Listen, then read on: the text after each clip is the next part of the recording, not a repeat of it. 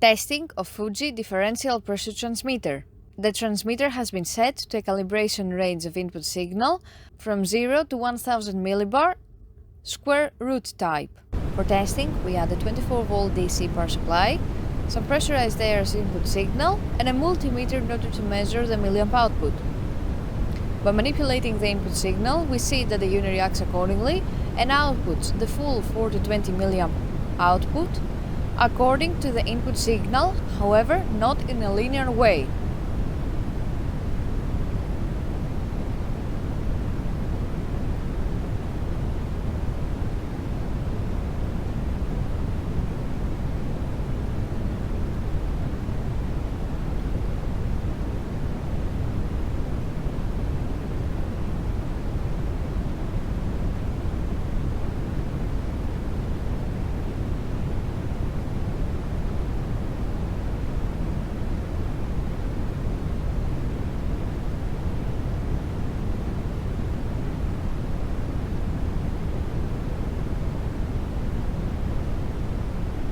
It is now clear that the transmitter is working successfully and is ready to be delivered to the customer.